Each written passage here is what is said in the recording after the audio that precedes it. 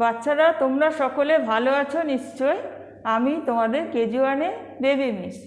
আজকে আমি তোমাদের একটি বাংলা ছড়া পড়াবো। ছড়াটির নাম হচ্ছে গাছেরা কি কথা কয়।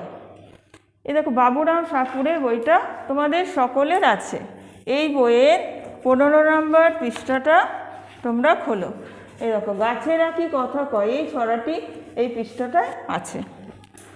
তোমরা বাড়ির চারপাশে ছোট বড় অনেক গাছ দেখো। আমি একটি ছবি এঁকে এনেছি। দেখো, এখানে কিসের ছবি আছে? গাছের ছবি। গাছের এই অংশটা হচ্ছে কাণ্ড। গাছে অসংখ্য সবুজ পাতা থাকে, ডালপালাও থাকে অসংখ্য। আমাদের যেমন প্রাণ আছে, গাছেরও প্রাণ আছে। গাছ রোদ জল বাতাসের সাহায্যে পাতায় খাবার তৈরি করে। তোমাদের মারা যেমন রান্নাঘরে খাবার তৈরি করে, গাছও পাতাতে খাবার তৈরি করে। এই পাতাটা হচ্ছে গাছের রান্নাঘর। গাছ আমাদের অক্সিজেন দেয়। দেখো, অক্সিজেনটা কি? আমরা নাক দিয়ে যে শ্বাস প্রশ্বাসটা নিই সেটাই হচ্ছে অক্সিজেন, সেটা গাছ আমাদের দেয়। আর যে নিঃশ্বাসটা ছেড়ে দিই সেটা হচ্ছে কার্বন ডাই অক্সাইড, সেটা গাছ গ্রহণ করে। গাছ আমাদের ফুল দেয়, ফল দেয়, মাটিকে শক্ত করে ধরে রাখে। গাছ তাই পরম বন্ধু। গাছের উপকারিতা সম্পর্কে তোমরা বড় হলে আরও ভালোভাবে জানতে পারবে। এবার আমরা কবিতায় গাছ সম্পর্কে কি বলা হয়েছে সেটা কবিতাটা পড়ে দেখি। গাছেরা কি কথা কয়, নীরেন্দ্রনাথ চক্রবর্তীর লেখা। নীরেন্দ্রনাথ চক্রবর্তী কে? তিনি হচ্ছেন একজন কবি। তিনি অনেক মজার মজার কবিতা লিখেছেন। বড় হলে তোমরা নীরেন্দ্রনাথ চক্রবর্তী সম্পর্কে জানতে পারবে। গাছেরা কি কথা কয়, কয় মানে হচ্ছে বলা। গাছেরা কি কথা কয়, আমরা যেমন দেখো, আমরা যেভাবে কথা বলি গাছেরা কিন্তু সেইভাবে কথা বলতে পারে না। গাছেদের অঙ্গভঙ্গি দেখে আমরা গাছেদের সম্পর্কে নানা রকম কল্পনা করে থাকি। এবার দেখো, আমি কবিতাটা পড়ছি। গাছেরা দাঁড়িয়ে থাকে, কোনোখানে যায় না, রোদ জল হাওয়া ছাড়া আর কিছু খায় না। মাঝে মাঝে দোল খায় ডালপালা ছড়িয়ে, বর্ষার জল খেয়ে এসে পড়ে গড়িয়ে। তাহলে গাছেরা দাঁড়িয়ে থাকে, কোনোখানে যায় না।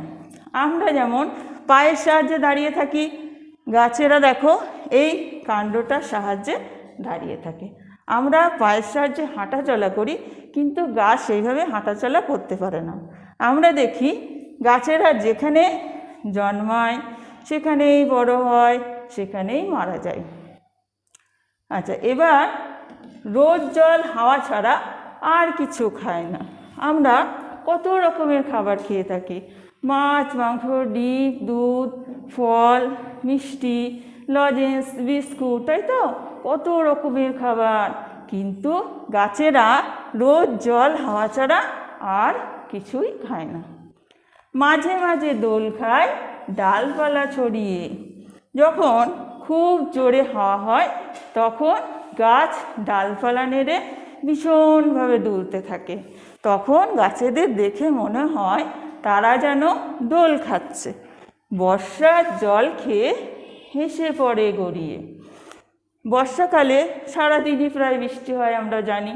কখনো খুব জোরে জোরে বৃষ্টি হয়, কখনো ধীরে ধীরে বৃষ্টি হয়, সারাদিনই প্রায় বৃষ্টি হয়। আর তখন গাছেরা খুব আনন্দ পায়।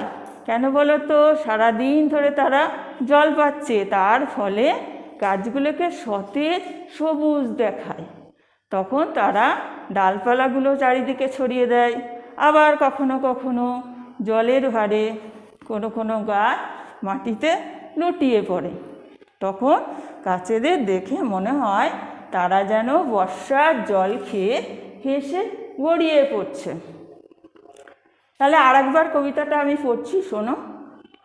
গাছেরা কি কথা কয়, নীরেন্দ্রনাথ চক্রবর্তী। গাছেরা দাঁড়িয়ে থাকে, কোনোখানে যায় না, রোদ জল হাওয়া ছাড়া আর কিছু খায় না।